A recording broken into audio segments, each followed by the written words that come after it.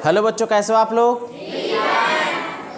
पिछली क्लास में हम लोगों ने जाना था कि मानव में श्वसन किस तरीके से होता है और मानव के अंदर कौन कौन से ऐसे श्वसन अंग होते हैं जिनसे वो सांस लेते हैं। कुछ ऐसे स्पेशल जीव हैं, तो आज हम उन जीवों के बारे में चर्चा करेंगे कि वो लोग कैसे श्वसन क्रिया करते हैं, उनके शरीर में किस तरीके से श्वसन होता है। जैसे नंबर 1 पे है मेढक। कौन है? मेढक। आपको जानकर ये हैरानी होगी कि मेढक जो है वो 3 तरीके से सांस लेता है। कितने तरीके से? 3। आप कितने तरीके से लेते हो? 2। कौन कौन से? हम सब एक ही तरीके से सांस लेते हैं। मुंह से सांस लिया, नाक से लिया, वो बात अलग है। जा तो वहीं फेफड़े में रहे, फेफड़े के द्वारा ले रहे हैं ना हम। श्वसन अंग हमारा फेफड़ा है ना। ठीक है, तो कहने का मतलब ये है कि जो मेढक है वो 3 तरीके से सांस लेता है।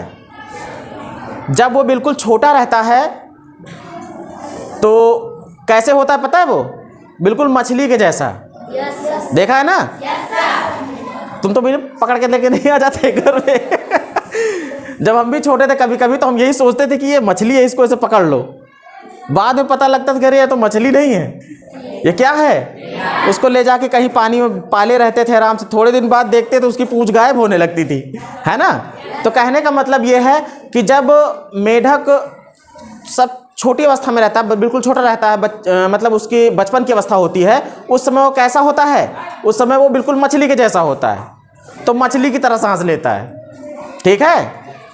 फिर उसके बाद जब थोड़ा बड़ा हुआ तो पानी में भी रहता है, कभी कभी कूद के बाहर भी चला जाता है ना। तो पानी में रहे या फिर कूद के बाहर आ जाए, आप देखोगे मेढक कभी पानी के अंदर जा करके सांस नहीं लेता है। ज़्यादा देर तक पानी के अंदर नहीं रहेगा, सांस लेने के लिए फिर से आ जाएगा बाहर, सांस ले लेगा। ठीक है। तो उस समय वो फेफड़ों से लेता है सांस। किससे लेता है? जब वो बाहर घूमता रहता है या फिर पानी में रहता है, किससे लेता है सांस? फेफड़ों से। लेकिन जब वो मिट्टी के अंदर छिप जाता है, जैसे देखो होगा बहुत से मेढक होते हैं जब बारिश होती तभी निकलते हैं ना, पीले पीले, और इतना ज़्यादा चिल्लाते हैं टर टर कि उनका गला पूरा है ना। वो मतलब पूरे 6 महीने जो गायब थे, 6 महीने वाला कोटा वो 6 दिन में पूरा करना चाहते हैं, 6 घंटे में इतना चिल्लाएंगे कि दिमाग खराब हो जाता है ना। तो बेटा ये बारिश में निकलते हैं और उसके पहले, बारिश के पहले ये गायब हो जाते हैं।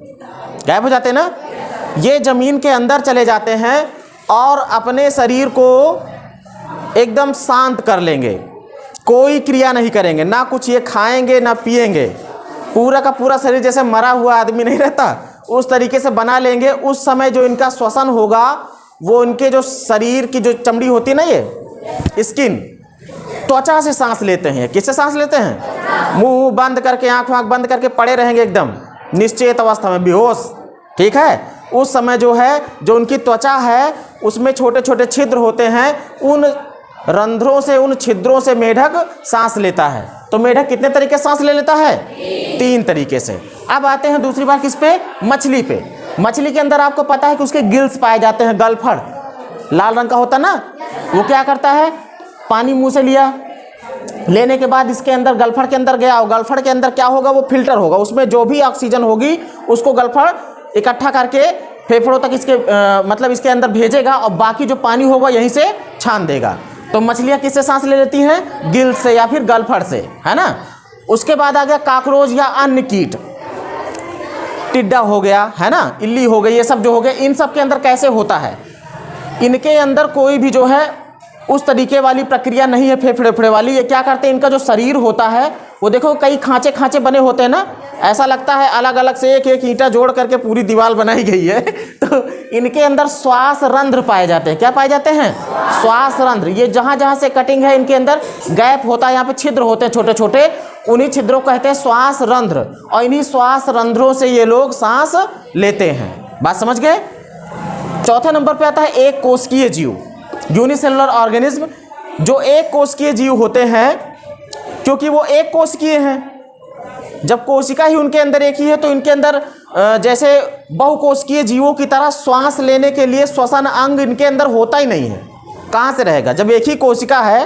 हाँ, उस कोशिका से जो है इनका ये शरीर पूरा बन गया है, बाकी कोई दूसरी कोशिकाएं है ही नहीं है। अब हम लोगों के क्या है, इतना बहुकोशिकीय हम लोग जीव हैं, फेफड़ा है, मुंह है, नाक है, ग्रसनी है, सब चीज़ तमाम चीज़ उसमें बन गया है। इनके पास सिर्फ एक ही कोशिका है, और वो कोशिका में जो है चारों तरफ से एक कोशिका झिल्ली होती है। कैसी होती है? झिल्ली होती है। तो ये क्या करते हैं, इनके अंदर कोई भी श्वसन अंग और विकसित नहीं होता है। जैसे हम लोगों के अंदर फेफड़ा हो गया, ग्रसनी हो गई, नासा गुहा हो गया, है ना, मुंह हो गया, ये सब चीज़ें इनके अंदर नहीं होती हैं। तो इनकी जो कोशिका झिल्ली होती है चारों तरफ से, इसी कोशिका झिल्ली से परासरण विधि द्वारा, किस विधि द्वारा? परासरण